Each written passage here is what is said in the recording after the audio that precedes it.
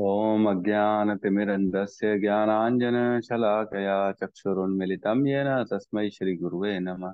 श्रीचैतन्यमनोभीष्टं स्थापितं येन भूतले स्वयं रूप कदा मह्यं ददाति स्वपदान्तिकं। वन्देऽहं श्रीगुरु श्रीयुतपदकमलं श्रीगुरून् वैष्णवंश्च श्रीरूपं साग्रजातं सहगं रघुनाथान्वितं तं सजीवं साद्वैतं सावधूतं परिजनसहितं कृष्णचैतन्यदेवं श्रीराधाकृष्णपादान् सहगण ललिता श्रीविशाखान्वितांश्च।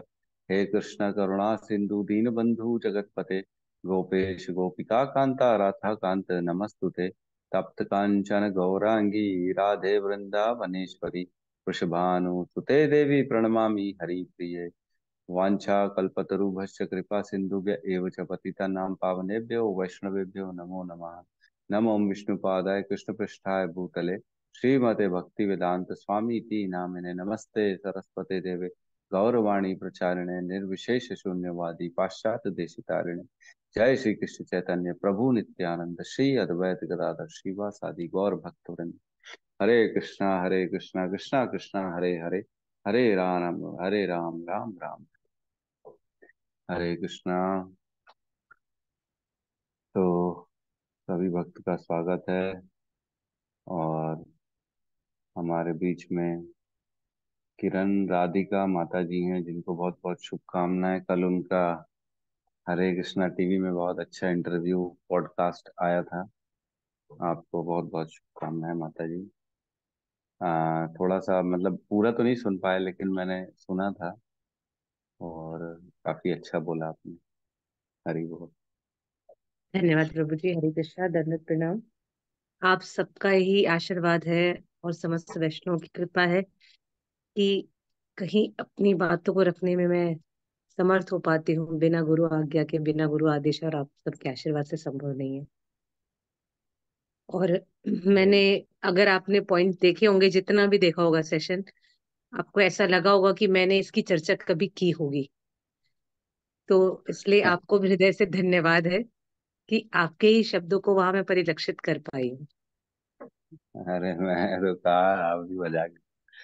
हम तो दास दास दास अनुदास है। हम तो जो गुरु की वाणी वही हम कॉपी करके बोल देते हैं। आप तो सक्षम हो जो इतने सबके बीच में जो, हम तो तैयारी करके बोलते हैं। आप तो ऑल ऑफ सडन कौन से क्वेश्चंस आने वाले, कौन सी बॉल आने वाली, उसमें तुरंत आपको आंसर देना रहता है। ठीक है।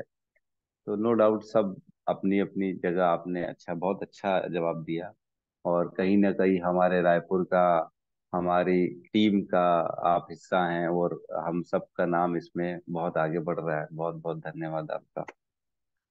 तो सबको प्रयास तो करना चाहिए, कहीं ना कहीं जैसा हो सके यथाशक्ति प्रचार करें, यथा संभव करें। तो गुरु की वैष्णव की कृपा होती है, तभी ये सामर्थ्य आता है कि हम इतने सारे लोगों के बीच में लाइव में बोल पाते हैं। और हमारे को जो है ना, मतलब शास्त्र गुरु से एज इट इज उठा के वो जवाब देना बड़ा मुश्किल है। काम इतना इजी नहीं है, क्योंकि पता नहीं है ना क्या क्वेश्चन है, कहाँ से रेफरेंस निकालना है, तत्काल उसमें जो है ना अपना एनालाइज करके तुरंत बताना पड़ता है। बड़ा मुश्किल काम होता है। तो माता जी बहुत आगे वैसे भी बातचीत करने में, लोगों को जो है ना मुंह बंद कराने में बहुत आगे है। आप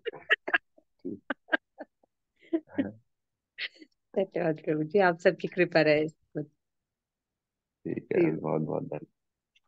ठीक है, तो प्रवेश करते हैं आज की हम भगवत गीता के सत्र में। श्लोक क्रमांक 13-14 में कल हमने पढ़ा 10 क्वालिटीज। कौन बताएगा 10 क्वालिटीज? मात्र बस मतलब 2 मिनट में बताना है। कौन बताएगा फटाफट 10 क्वालिटीज क्या क्या है?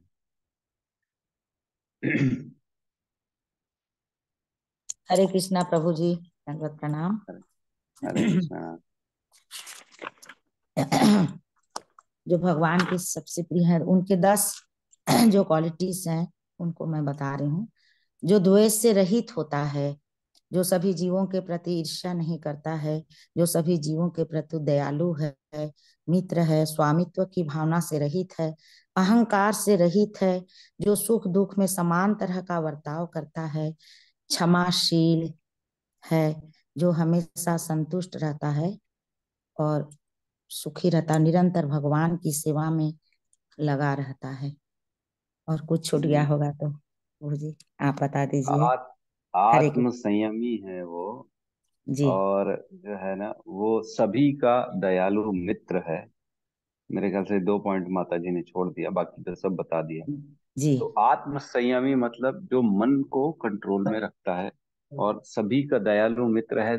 तो इसका मतलब ये नहीं कि सिर्फ मनुष्य का, वो सारे जीवों का मित्र होता है। सारे जीव को प्रति दया का भाव रखता है। इसलिए वो कभी नॉनवेज नहीं खाता, और दूसरों को खाते हुए देखता है तो भी वो विचलित हो जाता है कि ये क्या हो रहा है ना। किसी की हत्या हो रही है, वो हत्या देखता है, वो ये नहीं देखता कि लोग उसको खा रहे टेस्ट के लिए। लेकिन वो उसका दूसरा पार्ट जो है ना, वो किसी जीव की निर्मम हत्या का जो है ना, वो देखता है, दर्शन करता है उसमें। और उसमें उसका हृदय विचलित हो जाता है। तो ये सारे गुण, मैं कल भी बताया था कि ये सारे गुण साधन भक्ति में लाने पड़ते हैं। और जो अनन्य भक्ति होती है उसमें ऑटोमेटिकली ये सारे गुण उत्पन्न हो जाते हैं, है ना। तो जिसके अंदर भगवान के प्रति एकदम अटूट, जो हम पढ़े थे 9:14 में, सततम कीर्तयन्तो माम व्रतन्तस्य दृढ़व्रता नमस्यन्तस्य माम नित्या, क्या था लास्ट, नित्य युक्त उपासते। राइट, 4 पॉइंट्स हमने पढ़े पढ़े थे 9:14 में, जिसमें जो है कि अनन्य भक्ति के गुण हमने पढ़े थे। कौन है अनन्य भक्त भक्त? जिनमें ये 4 गुण रहते हैं। सततम कीर्तयन्तो माम, ऑलवेज भगवान की कीर्ति का गान करता है ना। व्रतंतश्च दृढ़व्रता, नए नए व्रत लेता है दृढ़ता के साथ, नए नए व्रत। जैसे हम लेते हैं कार्तिक में, या निर्जला उपवास में, या एकादशी में, जो भी व्रत लेता है, बुक डिस्ट्रीब्यूशन में नए नए व्रत लेता है वो। व्रतंतश्च दृढ़व्रता नमस्यन्तस्य माम नित्या, वो भगवान को ही सरेंडर करता है, कृष्ण के सामने ही वो सरेंडर करता है, और किसी के सामने सरेंडर नहीं करता। नित्य युक्त उपासते, इन सब कार्यों में नित्य लगा रहता है, नित्य उपासना करता है भगवान की, है ना। ये जिनमें क्वालिटी है, मतलब वो सतत, वो भगवान का अनन्य भक्त है। उसका मन हृदय भगवान पे अर्पित है। तो ऐसे भक्तों पे ये लाने की जरूरत नहीं पड़ती। लेकिन साधन भक्ति में ये लाना पड़ता है। आपको ध्यान देना पड़ेगा अपने अंदर कि मेरे अंदर ये गुण उत्पन्न हो, है ना। तो हमने ये चीज स्थित प्रज्ञ पढ़ा था दूसरे अध्याय में। स्थित प्रज्ञ में भी यही गुण आते हैं, और यहाँ पे भी यही गुण आते हैं। तो कल चर्चा करेंगे, होमवर्क है ये, कि स्थित प्रज्ञ में भी ये गुण है, यहाँ पे भी ये गुण है, लेकिन डिफरेंस क्या है दोनों में, है ना। दोनों में क्या फर्क है, वहां पे अलग बताया, यहाँ पे अलग बताया। ठीक है, बहुत बारीक डिफरेंस है, जो कि आप सब जानते हैं। लेकिन वर्किंग हो जाएगी इसी बहाने, होमवर्क हो जाता है। ठीक है, श्लोक क्रमांक 15 में हम प्रवेश करते हैं, साथ में दोहराएंगे। यस्मान्नो द्विजते लोको यस्मानो द्विजते लोको लोकात् न उद्विजते च यः लोकात् लोकात् न निद्यते च यः उद्विजते च हर्ष अमर्ष भयो उद्वेगो मुक्तः हर्ष हर्षामर्ष हर्ष भयो उद्वेगमुक्तो उद्वेग यः यः स च मे प्रियः। यः यः स च च मे मे प्रियः। प्रियः। कौन रिपीट कराना चाहेगा?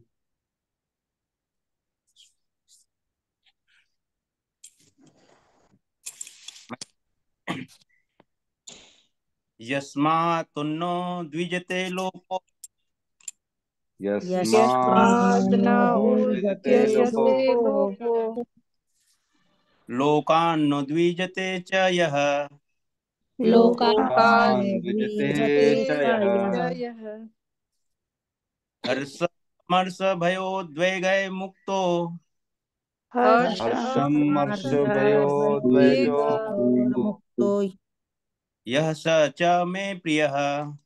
यः यः स स च मे च प्रियः। मे प्रियः। और कोई?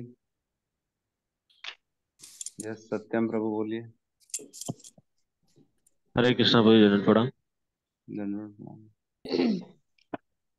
यस्मात् न उद्दिच्यते लोकः यस्मात् न पूज्यते लोको लोक लोकात् न उद्जितते च यः लोकात् न लोकान्न पूज्यते च उद्विजते यः च यः हर्ष अमर्ष भव उद्वेगे हर्ष हर्षमर्षभयोद्वे मुक्तो मुक्ता यश च मे प्रियः मुक्त मुक्त यश च मे च प्रियः। प्रियः। तो आप जो है ना, मुक्तो जो था ना, वो उनके साथ जुड़ेगा। हर्ष अमर्ष भयो उद्वेगो मुक्तो, है ना। और उसके बाद आएगा यह स च में प्रिय। तो जैसे थोड़ा सा मैं फर्स्ट टाइम बोलता हूँ तो उसमें ध्यान देंगे कौन कौन सा वर्ड कौन कौन सी लाइन में आएगा, ताकि इजी हो जाएगा बोलना। ठीक है, कोई बात नहीं, बहुत बहुत धन्यवाद। अनुवाद। जिससे किसी को कष्ट नहीं पहुंचता तथा जो अन्य किसी के द्वारा विचलित नहीं किया जाता, जो सुख दुख में भय तथा चिंता में समभाव रहता है, वह मुझे अत्यंत प्रिय है। अब भगवान इस श्लोक में भी गुण बता रहे हैं कि जो मेरे को प्रिय है। ठीक है। यस्मान न न उद्विजेते लोकः, जिसे जिससे कोई उद्विग्न नहीं होता। उद्विग्न मतलब आज की लैंग्वेज में होता है उचकाने का काम करना है, विचलित होना, इंग्लिश में प्रोवोक करना। ऐसे बोलते हैं उंगली कर रहा है, बहुत उंगली करता है आजकल ये, दूसरों को परेशान करता है। उद्विग्न, जिससे दूसरे विचलित ना हो, है ना, किसी भी प्रकार का कोई उसको दूसरों को कष्ट ना पहुंचे। और लोकात न उद्विजते च यह, और लोग कभी भी उसको भी विचलित नहीं कर पाते। मतलब वो लोगों को विचलित नहीं करता है और लोगों से वो विचलित होता भी नहीं है। हर्षम अहर्ष, हर्ष अमहर्ष भय उद्वेगो मुक्तो, मतलब हर्ष से और अमहर्ष मतलब सुख और दुख, इन दोनों से उद्विग्न नहीं, मतलब उनसे भी अनअफेक्टेड रहता है। चिंता उन दोनों से पूर्ण तरह से मुक्त है, सुख और दुख से, है ना। यह स च में प्रिय, ऐसा आदमी, ऐसा व्यक्ति, ऐसा भक्त मुझे अत्यंत प्रिय है। हैं? तो तात्पर्य में प्रवेश करते हैं। तात्पर्य शील प्रभुपाद की जय। इस श्लोक में भक्त के कुछ अन्य गुणों का वर्णन हुआ है। ऐसे भक्त द्वारा कोई व्यक्ति कष्ट, चिंता, भय या असंतोष को प्राप्त नहीं होता। तो बहुत इंपॉर्टेंट है ये श्लोक। ये हमारे जो है ना, चैतन्य महाप्रभु का भी जो है ना कहना है कि तृणादपि सुनिचेन तरोरपि सहिष्णुना अमानिना मान देना कीर्तनिया सदा हरि, है ना। इसमें कहते हैं अपने आप को तृणादपि सुनिचेन, मतलब एक तिनके से भी छोटा अपने को मानना चाहिए। तरोरपि सहिष्णुना मतलब एक वृक्ष के से ज्यादा सहनशील होना चाहिए। और मानिना मान देना, अपने मान की कामना नहीं करना और दूसरे को मान फिर भी देना। हमको मान नहीं मिल रहा है, फिर भी सामने वाले को आपको मान देना है ना। कीर्तनिया सदा है। तो ऐसा व्यक्ति जो है ना हमेशा हरि की कीर्तन में लगा रहता है। तो इसका अगर उल्टा भी करेंगे ना, तो जो व्यक्ति सदा हरि की कीर्तन में लगा रहता है उसमें ये गुण स्वतः उत्पन्न हो जाते हैं, है ना। उसको मान की अभिलाषा नहीं रहती है और हमेशा वो दूसरों को सम्मान करता है, क्योंकि वो ये सोचता है कि मैं तो सबसे दरिद्र हूं, मैं तो सबसे नीचे हूं, मैं तो सबसे ज्यादा पतित हूं। ये भावना रहती है उसके अंदर। मेरे में वो काबिलियत ही नहीं है कि मेरे को कोई मान करे। मैं तो इतना ज्यादा पापी हूँ, खली आदमी हूँ, जिसने इतने गंदे गंदे आचरण किए इस जन्म में, विगत जन्मों, अनन्य अनन्य जन्मों में, कि मेरा तो कहीं पे भी उद्धार पॉसिबल ही नहीं है। सामने वाला तो कम से कम माला कर रहा है, भगवान के करीब है, भगवान की पूजा अर्चना में लगा हुआ है, वो उसके सामने मेरी तो कोई जो है ना बखत नहीं है। मेरी कोई मान की कोई जो है ना अभिलाषा नहीं। इसमें एक और इम्पोर्टेंट पॉइंट है, जब आप मान की अभिलाषा नहीं करते हैं तो आपको दुख भी नहीं होता है ना। आप जब कहीं से कुछ कामना करेंगे कि मेरे को रियलाइजेशन मिले, मेरे को रिस्पेक्ट मिले, मेरे को माला पहनाए, मेरा तो जो है ना नाम होना चाहिए चारों ओर में, हमारे ग्रुप में, रायपुर में, इंडिया में, या जो भी जिस भी तरह की मान की अपनी अभिलाषा होती है, वो अगर आप करोगे ही नहीं तो दुख होगा भी, क्योंकि आपने तो करा ही नहीं, आपने तो कभी एक्सपेक्ट भी नहीं किया। तो नहीं हुआ तो फिर क्या फर्क पड़ना, जो एक्सपेक्टेशन टूटती है तब जाके दुख आता है ना। और ये बहुत इम्पोर्टेंट है, अगर भक्ति में आगे बढ़ना है ना, तो ये सारे माया के परपंचों से दूर रहना पड़ेगा। ये माया के जो है ना अलग अलग दाव पेच हैं, जिसमें माया भक्तों को भी फंसा देती है ना। आया तो सब छोड़ के एक आता है ना, हमने पहले भी चर्चा की है, भरतरी हरि राजा की चर्चा, भरतरी हरि है ना, जिन्होंने भगवान के लिए सब कुछ छोड़ दिया, अपना राजपाट त्याग दिया, और उनके भांजा भी था उनका, उसने भी त्याग दिया भक्ति के लिए, है ना। तो बहुत 2 4 5 10 साल बाद जब तपस्या तपस्या सब चल रही होगी, तब पहुंच गए एक जगह स्नान करने, दोनों राजा भर्तृहरि और उनका भांजा, है ना। दोनों ने एक जगह अपने जो है ना, पहले भर्तृहरि गए, अपना जो है ना टंगा के गए, जो जो सब सामान होता है झोला उसमें, फिर उसके जो है ना भांजा आया, वो भी उनका उतार के अपना टंगा दिया है। तो फिर नहा के आए तो राजा को बड़ा गुस्सा आया, जो कि तपस्वी हो चुके थे, बोले मेरा मेरा झोला उतारने की किसने हिम्मत की। फिर उसका भांजा आया, उसने प्रणाम किया, अरे बोले मैं आपका भांजा हूँ। तो बोले तुमने मेरा झोला कैसे उतार दिया, बोले मेरे को नहीं मालूम था आपका है, मेरे को लगा ऐसे ही कोई भूल गया इसलिए मैं अपना लगा दिया। बोले ये तरीका नहीं होता। दोनों में विवाद हो गया। विवाद हो गया तो वहां से एक बूढ़ी वृद्ध औरत जा रही थी, बोले तुम लोग क्या छोटी छोटी बातों पे लड़ रहे हो हैं। देखो हमारे राजा भर्तृहरि को पूरा राजपाट छोड़ दिया उन्होंने, और तुम एक झोला टंगाने पे लड़ रहे हो, कि कब सुधरोगे। और दोनों में ऐसा वैराग्य आ गया, बोले अरे बाप रे क्या कर दिया बोले। छोड़ के सब कुछ आए थे, लेकिन फिर वहीं पे ही फंस गए मोह माया में, है ना। वैसे ही जो है ना राजा जड़ भरत के साथ हुआ था। भरत राजा, राजा पर राजपाट छोड़ दिए, मोह राग द्वेष सब छोड़ दिया, लेकिन आखिरी में फंस गया हिरण के जो है ना आसक्ति में। तो ऐसा होता है भक्ति के समाज में भी, ये होता है। मंदिर में प्रवेश करेंगे तो वहां, अरे मेरे को मान होना चाहिए, मेरी पूछ परख होनी चाहिए, ये सब नहीं होना चाहिए। ये सब को तो छोड़ने के लिए मंदिर आए हो, उसी में फिर फंस जाओगे क्या, तो बचेगा क्या, भगवान के प्रिय कब बनोगे। इन सब से ऊपर उठना अत्यंत आवश्यक है। इन सब बीमारियों को हृदय से निकालना अत्यंत आवश्यक है।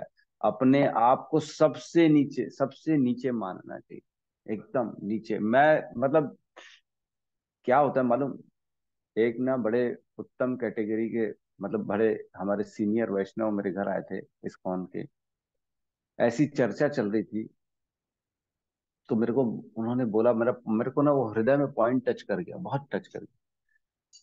मैं ऐसी चर्चा कर रहा था, मैंने कहा प्रभु जी ये सब से कैसे दूर हटा जाए, मतलब कैसे जीवन में इस्कॉन में रहते हुए, क्योंकि इस्कॉन में भी काफी सारे नेगेटिव्स हैं, काफी सारे प्रॉब्लम आती हैं मैनेजमेंट लेवल में, कहीं किसी पे कहीं कुछ बहुत प्रॉब्लम आती है। तो बता रहे थे, बोले प्रभु जी पहले मेरे अंदर भी दोष दृष्टि थी, लेकिन पता नहीं क्यों अब जो है ना दोष दृष्टि दृष्टि हट कैसे गई है। जब मैं किसी को भी माला करते देखता हूं ना, किसी को भी तुलसी पूजा में, मंगला आरती में, या भगवान की कीर्तन में देखता हूँ, तो मैं सोचता हूँ बाप रे ये तो भगवान का कीर्तन कर रहा है, बाप रे ये भगवान की जो है ना माला कर रहा है, ये तो बहुत उत्तम कैटेगरी। जिसने माला कर ली, जिसने कीर्तन कर लिया, उसको कभी भी कम नहीं आना चाहिए। उसके सामने अपने आप को ये मानना चाहिए कि ये भगवान का प्रिय बन चुका है, ये भगवान के बहुत क्लोज है। क्योंकि किसी को नहीं मालूम है कि किसने अपने कितने पुण्य लेके आया अपने साथ पिछले जन्मों में। किसी को मालूम है? किसी को नहीं मालूम। किसने पिछले जन्मों में कितनी भक्ति की है, किसकी भक्ति कहाँ पे कौन से पॉइंट में अधूरी छूट गई है, किसी को नहीं मालूम। लगेगा हमारे को कि अरे ये तो कल का आया हुआ लड़का था, आज कैसे इतना आगे बढ़ गया है, कैसे इसकी पूछ परख हो गई है, कैसे इतने ऊपर लेवल पे पहुंच गया है, कैसे एकदम फटाफट फटाफट सबको जवाब दे देता है, क्यों हो रहा है ये। तो ये हमको मानना चाहिए कि इसके पुराने पिछले जन्मों की भक्ति जो थी वो तो बहुत उत्तम भक्ति थी, लेकिन अब जाके वो दोबारा मिली है, इसलिए इसको कोई रोक नहीं सकता, ये भगवान का अत्यंत प्रिय है, इसको सादर नमस्कार करना चाहिए।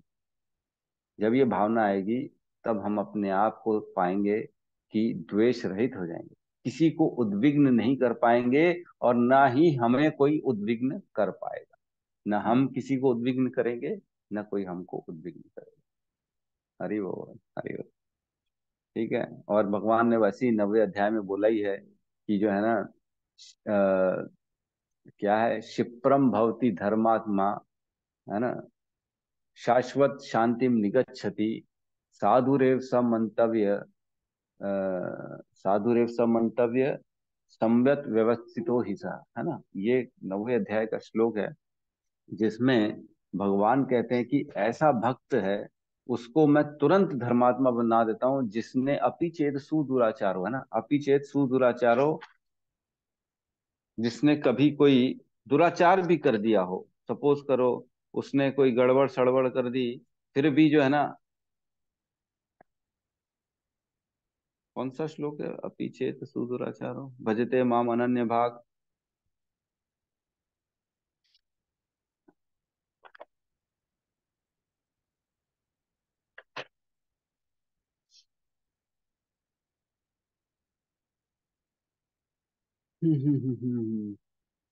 श्लोक क्रमांक कौन सा है यार, दिख नहीं रहा है।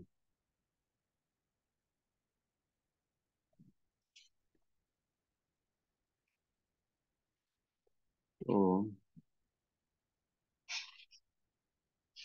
ठीक है, उसमें कहते हैं भगवान, जो अगर कोई दुराचारी भी हो जाए कभी, उससे उसने कभी गलती से कर भी दिया, तो भी कोई बात नहीं, कौन तो ये प्रतिजान ही न में भक्त्या प्रणश्यति, उसका कभी भी नाश नहीं होता। हे अर्जुन, तुम इसको जो है ना घोषणा कर दो।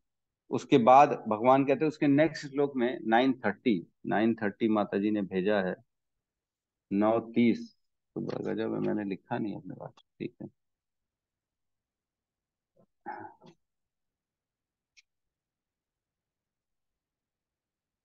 9:30 इसमें कहते हैं, अपि चेत सुदुराचारो भजते माम अनन्य भाग, साधुरेव समंतव्य सम्यक व्यवस्थितो हि सः। यदि कोई जघन्य से जघन्य कर्म करता है, किंतु यदि वह भक्ति में रत रहता है, तो उसे साधु मानना चाहिए, क्योंकि वह अपने संकल्प में अड़िग है ना। बहुत इंपॉर्टेंट है कि हमको उसको साधु मानना पड़ेगा। और तुरंत सेकंड श्लोक में भगवान कहते हैं, क्षिप्रम भवति धर्मात्मा शांतिम शाश्वत शांतिम निगच्छति, कौन तुए प्रति जाने ही न में भक्त प्रणश्य, मेरे भक्त का कभी नाश नहीं होता, कौन तुए, हे अर्जुन, उसको मैं तुरंत धर्मात्मा बना देता हूँ। तो अगर हम किसी में दोष देखेंगे तो हम नीचे गिर जाएंगे, लेकिन वो तो नीचे नहीं गिरेगा, क्योंकि भगवान उसको फटाफट ऊपर दोबारा, साधु रेव सब मंतव्य, भगवान उसको साधु मानते हैं। ठीक है, आगे बढ़ते हैं। क्योंकि भक्त सबों पर दयालु होता है, अतः वह ऐसा कार्य नहीं करता जिससे किसी को चिंता हो। तो आज के जमाने में हम देखते हैं कोई किसी का भला नहीं सोचता, है ना। भौतिक संसार में सब एक दूसरे का शोषण कर रहे हैं, यूज कर रहे हैं और अपना काम बना रहे हैं, और यही सिखाया भी जाता है। बड़ी मजे की बात है, बच्चों को भी यही सिखाया जाता है। अरे बेटा पागल है क्या, दूसरे के लिए काम करेगा, अपना काम कब करेगा, बेवकूफ मत बन, अपना काम निकालना सीखो दूसरों से, फटाफट अपना काम करो और टाटा बाय बाय करते बनो। ऐसे ही लोग हो गए सारे संसार में। लेकिन यह है कि भक्तों का समाज ऐसा नहीं है। हमारे भक्तों में जो भी भक्त होते हैं, वो एक दूसरे के वेल विशर होते हैं, एक दूसरे का भला सोचते हैं, वो कभी भी गंदा नहीं सोचते। इसीलिए भक्तों के समाज में आके शांति मिलती है। जितने लोग भटकते ना इधर उधर पूरे संसार में, धोखा खा के आएंगे, मार पीट के आएंगे, खुद मार भी खा के आएंगे, फिर बाद में यहाँ आके बोलते प्रभु जी बहुत अच्छा लगता है आप लोगों के साथ। क्यों? क्योंकि यहाँ कोई ऐसा है ही नहीं, तुम्हारा का यूज करने वाला कोई आदमी है ही नहीं। ठीक है। अतः वह ऐसा कार्य नहीं करता जिससे किसी को चिंता हो। साथ ही यदि अन्य लोग भक्त को चिंता में डालना चाहते हैं, तो वह विचलित नहीं होता। यह भगवत कृपा ही है कि वह किसी बाह्य उपद्रव से क्षुब्ध नहीं होता। तो बहुत इंपॉर्टेंट है, वो ये सोचता है कि जो मेरे साथ गलत हो रहा है, जो मैं दुखी हो रहा हूँ, तो ये मेरे ही विगत कर्मों के कारण मैं दुखी हो रहा हूँ, है ना। वो ये नहीं देखता कि सामने वाले ने मेरे को दुख दिया, वो ये सोचा कि ये तो माध्यम है, इसके द्वारा मेरे को दुख मिलना था, वो तो प्रारब्ध था, ये नहीं होता तो कोई और होता, उससे कोई फर्क नहीं पड़ता। तो वो व्यक्ति विशेष में प्रॉपर डिस्क्रिमिनेशन नहीं करता। वो ये मानता है कि मेरे कर्मों के कारण मेरे को दुख मिल रहा है, ये एक माध्यम है ना। और जो कि सच भी यही है, क्योंकि इसको नॉलेज है कि दुख और सुख तो कर्मों से मिलता है। किसी भी इंसान में, किसी भी व्यक्ति में इतना सामर्थ्य नहीं है कि आपको दुख और सुख पहुंचा सके, है ना। आपका दुख और सुख आपके कर्मों के द्वारा ही आपको दिया जाता है, वो तो किसी के माध्यम से दिया जाता है ना। हमने पहले भी एक श्लोक में पढ़ा था कि कृष्ण जो है ना, वो एज अ मैनेजर हैं, उस होटल के मैनेजर हैं जहां आपने जो ऑर्डर दिया है खाने का वो आप खा रहे हो, है ना। हमने पढ़ा था एक, मैंने ध्यान नहीं है कौन से श्लोक में बट बताया था हमने। तो कृष्णा जो है ना अरेंज करते हैं आपके कर्मों के अनुसार, आपने जो ऑर्डर पहले दिया था पिछले जन्मों में, वो आपको इस जन्म में दे देते हैं लाके। बस कृष्ण इतना ही करते हैं, उससे ज्यादा कुछ नहीं करते हैं।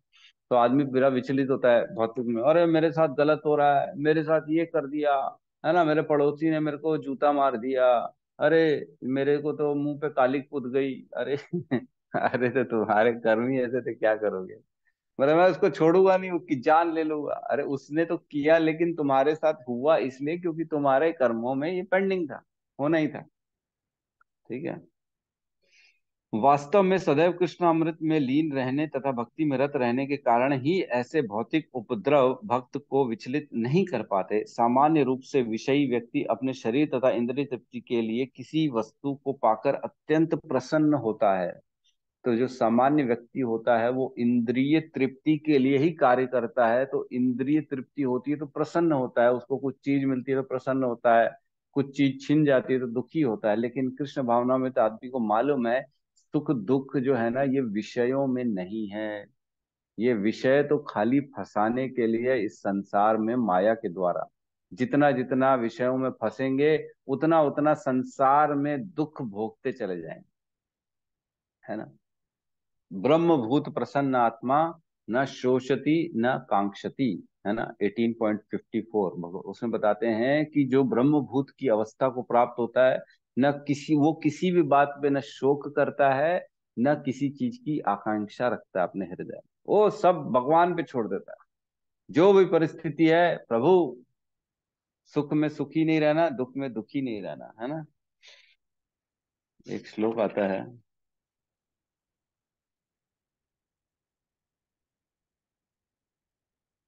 चलो मैं बताता हूँ, वो 6वें कैंटो का श्लोक है, जिसमें बताते हैं कि जो है 6, 17, 28। अगर किसी के पास है तो खोल के रखेंगे क्या, अभी मेरे सामने नहीं है। 6.17.28 है ना, चर्चा करेंगे फिर हम। आगे कहते हैं, लेकिन जब वह देखता है कि अन्यों के पास इंद्रिय तृप्ति के लिए ऐसी वस्तु है जो उसके पास नहीं है, तो वह दुख तथा ईर्ष्या से पूर्ण हो जाता है। ये भौतिक संसार की बात चल रही है। जब वह अपने शत्रु के से बदले की शंका करता है तब वह भयभीत रहता है, और जब वह कुछ भी नहीं करने में सफल होता है तो वह निराश हो जाता है ना। ऐसा भक्त जो इन समस्त उपद्रवों से परे होता है कृष्ण को अत्यंत प्रिय है। तो ये देखो, ये इम्पोर्टेंट है। ये सब एक्चुअल में भगवान के प्रिय बनना है तो ये सबको अंदर लाना पड़ेगा कि मैं सिर्फ जो है ना भगवान का पपेट हूँ। भगवान के गुणों के द्वारा जो इस माया प्रकृति के द्वारा जो भी मिलेगा वो सब पहले से निर्धारित है। मेरे को तो सिर्फ अब अपने कार्यों से अपने इस मनुष्य जीवन को सार्थक बनाना है, इसमें लगा रहता है और किसी चीज में नहीं लगा रहता है। ठीक है, किसी ने निकाला क्या 6.70? अरे तो इसका अर्थ भी तो भेजो, हिंदी में है। आगे क्या अर्थ भी, बहुत बढ़िया अनुवाद। पूर्ण रूप से भगवान नारायण की भक्ति में लगे भक्तों को जीवन की किसी भी स्थिति से कभी डर नहीं लगता। उनके लिए स्वर्ग लोक, मुक्ति और नरक लोक सभी एक समान है, क्योंकि ऐसे भक्त केवल भगवान की सेवा में रुचि ले रखते हैं। तो ये बहुत इंपॉर्टेंट श्लोक है, मैंने बताया। 6.17.28 इसमें बताया जो भगवान की भक्ति में रत रहते हैं ना, उनके लिए स्वर्ग, नर्क और मुक्ति, इन तीनों का कोई फर्क नहीं पड़ता। उनको स्वर्ग में रखो, चाहे नर्क में रखो, चाहे मुक्ति में रखो, तीनों में वो सिर्फ भगवान की भक्ति की आकांक्षा करते हैं और कुछ नहीं। उनके लिए बस भगवान मिल गए तो नर्क में भी डाल दो, कोई फर्क नहीं पड़ता। जैसे कि हमने देखा नारद जी गए थे गोपियों के पास कि आपके चरण की रज चाहिए, कृष्ण को सर में दर्द हो गया है, लीला किए थे जब, तब गोपियों ने दे दिया था अपने चरण की रज, जबकि किसी ने नहीं दिया था। सब ने बोला अरे बाप रे, कृष्ण को अगर भगवान को हम अपने चरण की रज देंगे तो हमको नर्क में जाना पड़ेगा, और ऐसे भगवान को हम जो है ना कैसे अपने चरण की रज दे सकते हैं। तो गोपियों ने दिया था, उन्होंने कहा था कि चाहे हमको नर्क ही क्यों ना जाना पड़े, लेकिन जिस भी कार्य से कृष्ण को प्रसन्नता मिलती है हम वो जरूर करेंगे, है ना। तो ऐसी भावना होनी चाहिए। ठीक है, नेक्स्ट श्लोक में हम प्रवेश करते हैं। 16 साथ में दोहराएंगे। अनपेक्षः शुचि दक्षः अनपेक्ष शुचिदक्षः उदासीनो गतव्यर्थः गतव्यथः उदासीनो उदासीनो गत्यर्थः गतव्यर्थः सर्व आरंभ परित्यागी सर्व आरम्भ सर्वारंभ परित्यागी परित्यागी यो मद भक्तः स मे प्रियः। यो यो मद्भक्तः स मद्भक्तः स मे मे प्रियः। प्रियः। कौन रिपीट कराना चाहेगा? मैं करा रही हूँ प्रभु जी। जी माता जी। अनपेक्ष शुचिदक्षः अनपेक्षः दक्ष शुचिर्दक्षः उदासीनः गत्यर्थः उदासीनो उदासीनो गच्छति गतव्यथः गतव्यथः सर्व आरम्भ परित्यागी सर्व सर्व आरंभ सर्वारंभ आरम्भ परित्यागी परित्यागी परित्यागी यः मद्भक्तः स मे प्रियः। यः यः मे मद भक्तः मे स सा मे मे प्रियः। प्रियः। और कोई?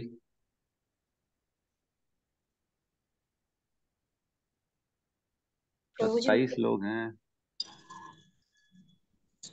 यस माता जी बोलिए, आप कराइए।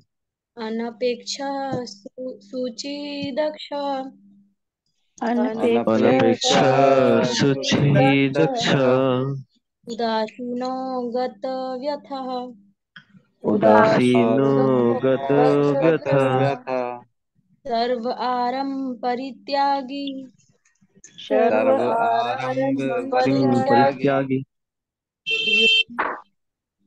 यः मत् भक्तः स मे प्रियः। यो यो यो मद्भक्तः स मद्भक्तः मे स प्रियः। मे प्रियः। अनुवाद। मेरा ऐसा भक्त जो सामान्य कार्यकलापों पर आश्रित नहीं है, जो शुद्ध है, दक्ष है, चिंता रहित है, समस्त कष्टों से रहित है और किसी फल के लिए प्रयत्नशील नहीं रहता, मुझे अतिशय प्रिय है ना। फिर यहाँ पे क्वालिटीज बता रहे भगवान अपने प्रिय भक्तों की। ऐसे आदमी जिनमें ये गुण होते हैं भगवान को प्रिय होते हैं। कौन कौन से? अनअपेक्षः। अनअपेक्षः मतलब जो किसी से अपेक्षा नहीं करता, विदाउट एनी एक्सपेक्टेशंस, है ना। अपने लिए, अपने परिवार के लिए, अपने सम्मान के लिए, अपने शरीर के लिए, अपनी प्रसन्नता के लिए कोई भी एक्सपेक्टेशन नहीं करता। अनअपेक्षः। शुचिर दक्षः, जो शुचि मतलब साफ सुथरा, है ना। हमने पढ़ा धर्म के 4 पैर में जो है ना, एक मेरे ख्याल से शुचि क्लीनलीनेस भी है, एक है ना, एम कैट बराबर। क्लीनलीनेस एक धर्म का स्तंभ है, पैर है। शुचि जो कि आज की डेट में खत्म हो चुकी है। शुचि मतलब सिर्फ ये नहीं है कि आपने नहा लिया, धो लिया। शुचि मतलब पवित्रता, जो कि आज की डेट में खत्म हो गई। आप बोलोगे प्रभु जी सब तो पवित्र नहाते धोते हैं, फिर इसमें कैसे फर्क आ गया? तो इसमें ऐसा है कि शुचि मतलब जैसे पहले होता था ना कि जो, जैसे सपोज करो कुकिंग सेवा है, कुकिंग सेवा में कभी भी जूठा नहीं करते थे कुकिंग के दौरान। भगवान को बगैर भोग लगाए कभी खाना नहीं खाते थे। भगवान के प्रसाद को एक जगह बैठ के जूता मोजा दूर उतार के पवित्रता के साथ पहले आचमन करके हाथ जोड़ के फिर प्रसाद ग्रहण करते थे, है ना।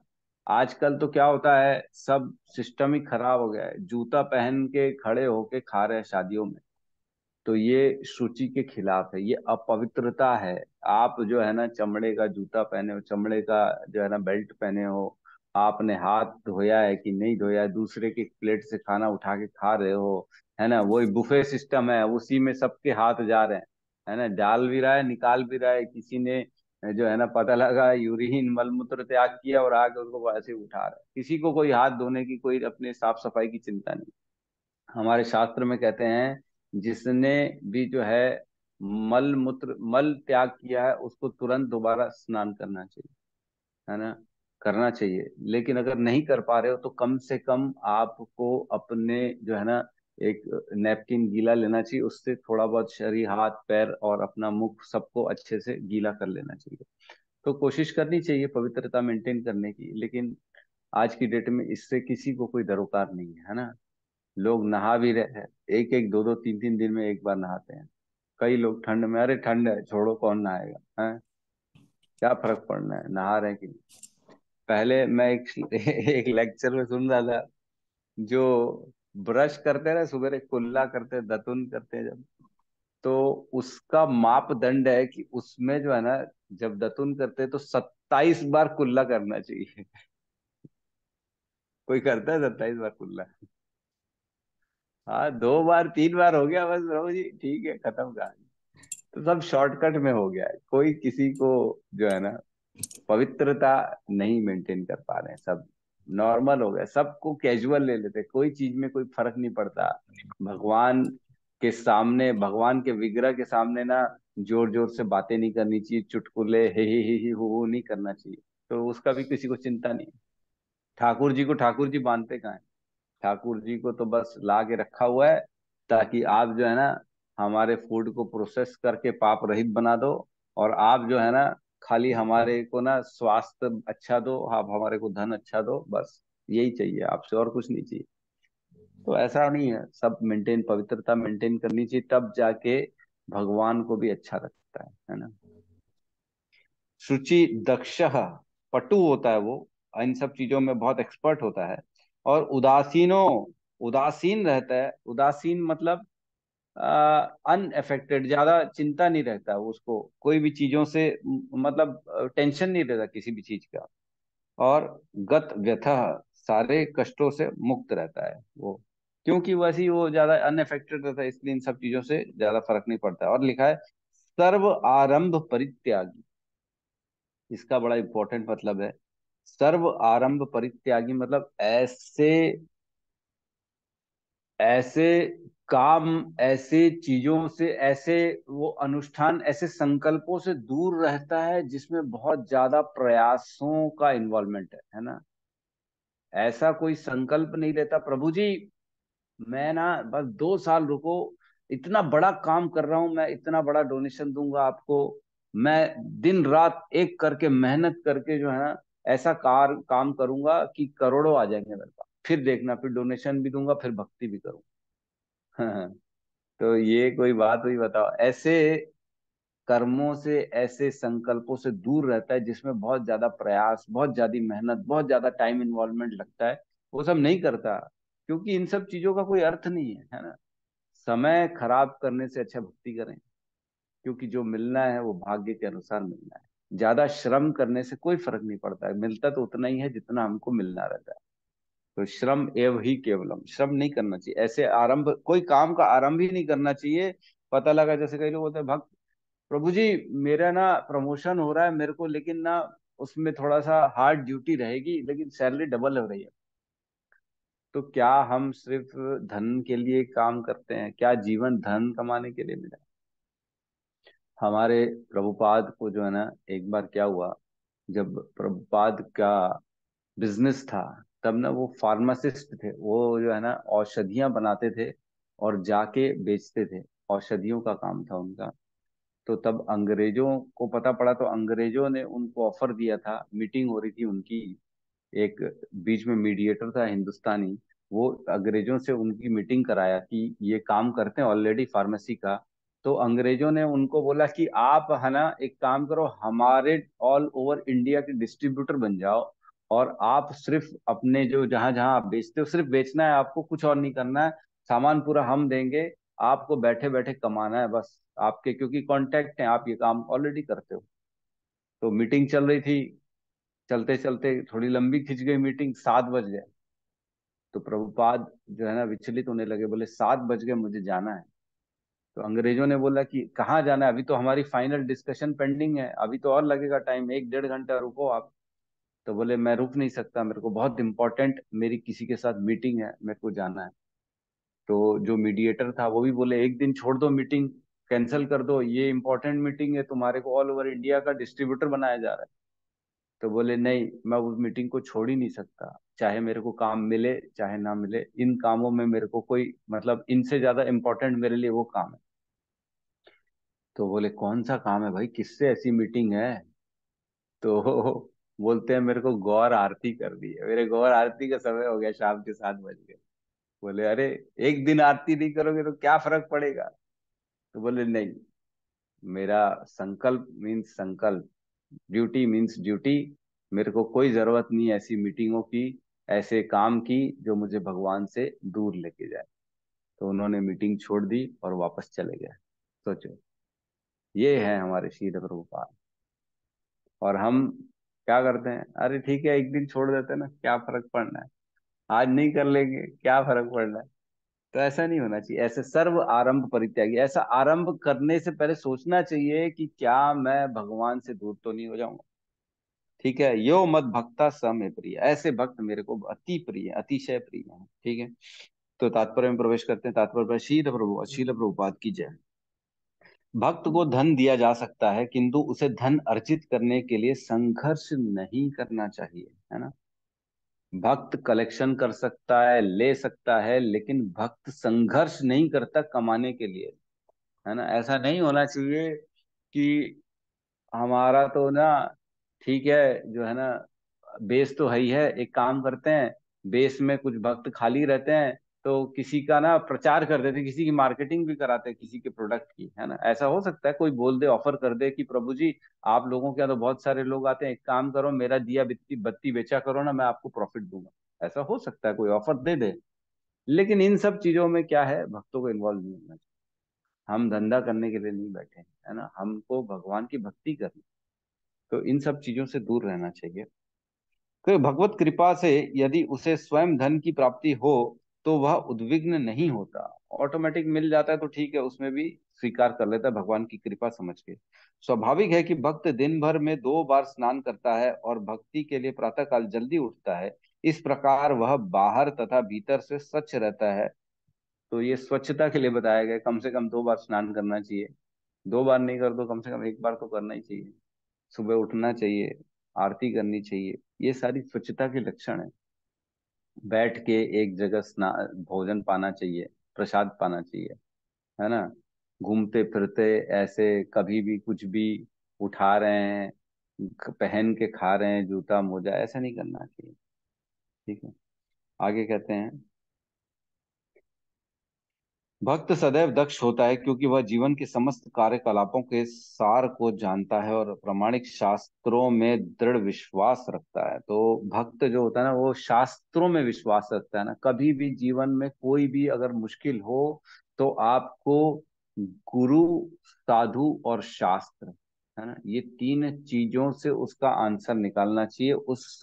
उस मतलब कंफ्यूजन से, उस संशय से बाहर निकलने के ये 3 ही साधन बताए गए हैं, गुरु, साधु और शास्त्र। गुरु से पूछो, गुरु से अगर नहीं मिल पा रहे, गुरु बिजी हैं, तो किसी साधु से पूछो, साधु नहीं बता पा रहे, साधु भी कोई नहीं मिल पा रहा है आपको ऐसे समय में, तो शास्त्र को उठा के पढ़ो, शास्त्र में क्या लिखा है ना। मेरे को भी याद है कि मैं भगवत गीता के टच में आया इसीलिए था कि मेरे को समझना था कि मेरे जीवन में जो दुविधा आई थी उसका आंसर क्या है ना, समझ में नहीं आ रहा था। तो मैंने भगवत गीता पढ़ना चालू की था। धीरे धीरे धीरे धीरे कहाँ पहुंचा दिए भगवत गीता ने पता ही नहीं पड़ा। मैं तो खाली अपने क्वेश्चंस का आंसर ढूंढने के लिए प्रवेश किया था भगवत गीता में। देखो कहाँ से कहाँ गए, ये कहाँ आ गए हम साथ चलते चलते। ठीक है। और भक्त कभी किसी दल में भाग नहीं लेता, अतः वह चिंता मुक्त रहता है। ये बहुत इंपॉर्टेंट है। किसी दल में भाग नहीं लेना है ना। ये ग्रुप हमारा है, वो ग्रुप तुम्हारा है, हम तो इनको विरोधी हैं, हम तो इनके साथी हैं। अरे रे रे, उनके पास क्यों नहीं जाए, क्यों जाना, हम लोग सब इधर है, हमारा ग्रुप इधर बैठा है। ऐसा नहीं, ये दल वल वाला काम नहीं करना। प्रभुपाद ने देखो क्लियर लिखा है, कोई दल में भाग नहीं लेता, अतः वह चिंता मुक्त रहता है ना। समस्त उपाधियों से मुक्त होने के कारण कभी व्यथित नहीं होता। उसको कोई नाम फेम नहीं चाहिए, उपाधि नहीं चाहिए, है ना। मेरे को तो मैनेजमेंट, या मैं इस स्थिति में हूँ, मैं सबका बॉस हूँ, ये मेरे नीचे हैं, ये नहीं होना चाहिए। उपाधियों से ऊपर रहे, वो उपाधि नहीं चाहिए उसको। काम करेगा, मैनेजमेंट में चला जाएगा, हिस्सा लेगा, कार्य करेगा, लेकिन ये सोच के कार्य करेगा कि प्रभु ने जो मेरे को दिया गया है कार्य, मैं उसको कर रहा हूं, है ना। वह जानता है कि उसका शरीर एक उपाधि है, अतएव शारीरिक कष्टों के आने पर वह मुक्त रहता है। तो शरीर के कष्टों से तो बहुत दूर रहता है वो, है ना। और शुद्ध भक्त कभी भी ऐसी किसी वस्तु के लिए प्रयास नहीं करता जो भक्ति के नियमों के प्रतिकूल हो। तो जो प्रतिकूल है, मतलब भक्ति के नियमों के प्रतिकूल है, ऐसी कोई भी चीज को स्वीकार नहीं करता। उदाहरणार्थ किसी विशाल भवन को बनवाने में काफी शक्ति लगती है, अतः वह कभी ऐसे कार्य में हाथ नहीं लगाता जिससे उसकी भक्ति में प्रगति ना हो। वह भगवान के लिए मंदिर का निर्माण कर सकता है और उसके लिए वह सभी प्रकार की चिंताएं उठा सकता है, लेकिन वह अपने परिवार वालों के लिए बड़ा से बड़ा सा मकान नहीं बनाता, कोई बड़ा प्रोजेक्ट में हाथ नहीं डालता कि भैया अरे हम लोग तो बड़े बड़े काम, अभी प्रभु जी टाइम नहीं है, अभी तो बहुत बड़ा एक मिशन मिशन में लगा हूं, मैं बहुत बड़ा काम में कर रहा हूँ, अभी कुछ टाइम बाद आपको बताऊंगा। अभी माला भी नहीं कर सकता, अभी ये भी नहीं कर सकता, वो भी नहीं कर सकता। तो इस सब प्रकारों से दूर रहता है भक्त, कोई बड़ा हाथ में काम नहीं लेता, है ना। एक ना एक ना उसमें वासुदेव नाम का ब्राह्मण था, चैतन्य महाप्रभु के समय की बात है। शारीरिक कष्टों की बात चल रही है तो मैंने नोट करके रखा था कि वासुदेव जो ब्राह्मण था ना, उसको कुष्ठ का रोग, कुष्ठ बोलते हैं ना, कुष्ठ का रोग हो गया था उसको।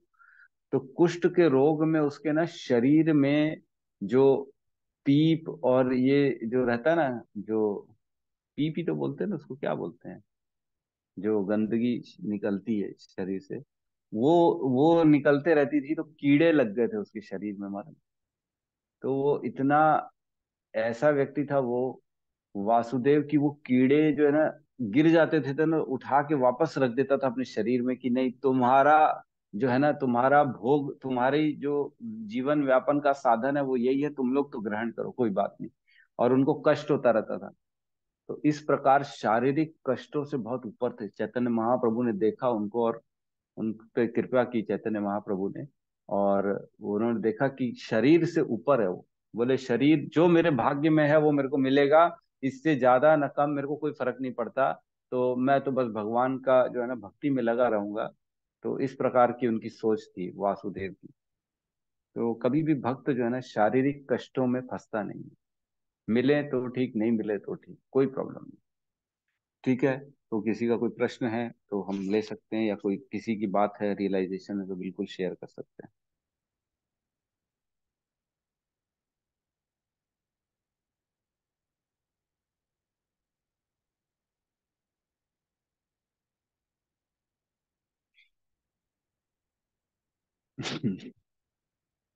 यस सत्यम प्रभु बोलिए। प्रभु जी मतलब जो आपने वासुदेव वाला बताया लास्ट में, तो मतलब जो चोट लगी देती थी शरीर पे, मतलब उसी पे वापस से रख देते थे जो मतलब बैक्टीरिया रहते थे। हाँ, जो कीड़े रहते थे ना, गिर गए सपोज करो, आप तो हिलोगे डुलोगे चलोगे फिरोगे, तो कीड़े गिर जाते थे तो उठा के वापस रख देते थे। ऐसे होता था।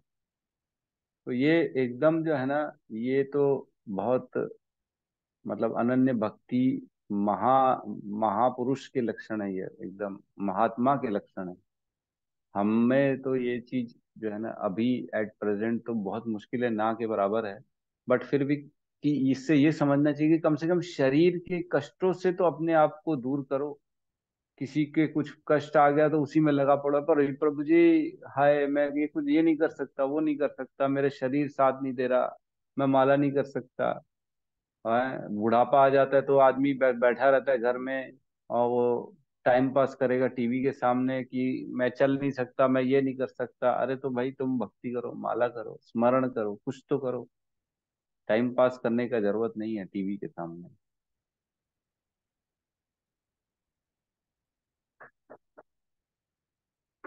ठीक है। तो बेसिकली इसमें जो है ना, इसमें 5 चीजें बताई गई इस श्लोक में कि इंसान को शरीर से ऊपर होना चाहिए, शरीर शरीर नहीं मानना चाहिए। अपने संबंधों रिलेशंस में फंसना नहीं चाहिए कि भैया मेरा अपना ये है, वो है, मेरे अपने हैं, ये पराए हैं। पैसे में नहीं फंसना चाहिए, धन संपत्ति में नहीं फंसना चाहिए, है ना। ज्यादा काम में नहीं फंसना चाहिए, और संघर्ष कम करना चाहिए, संघर्ष नहीं करना चाहिए। तो इसका ना एक बहुत इम्पोर्टेंट डिस्कशन का पार्ट आ जाता है कि क्या किसी के जीवन मृत्यु का सवाल है तब भी संघर्ष करना चाहिए कि नहीं करना चाहिए, है? किसी को अपनी मृत्यु से बचाने के लिए संघर्ष करना चाहिए कि नहीं करना चाहिए? कल जानेंगे इसका आंसर, पढ़ के आइएगा, कोशिश करिएगा। ठीक है।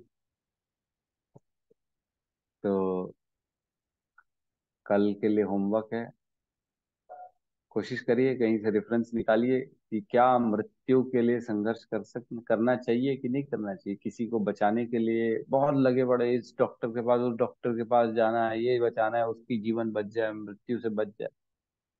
तो पता करिए, कोशिश करिए। ठीक है। आंसर है सब भागवतम में दिए हुए हैं। ठीक है। तो यहाँ क्लास को हम क्लोज करते हैं, सब मिलके हरे कृष्ण महामंत्र का जाप करते हैं। ठीक है। हरे कृष्णा हरे कृष्णा हरे हरे कृष्णा कृष्णा कृष्ण कृष्णा कृष्ण हरे हरे हरे हरे हरे हरे राम राम हरे हरे राम राम राम हरे राम राम हरे हरे हरे। राम राम राम हरे हरे। सभी भक्त वृंद की जय। जय। जय जगत गुरु श्रील जगत गुरु प्रभुपाद श्री की प्रभुपाद जय। की जय। हरि हरि बोल। हरि बोल। गौर प्रेमानंदे। हरि हरि बोल। हरि हरि बोल। हरि हरि बोल।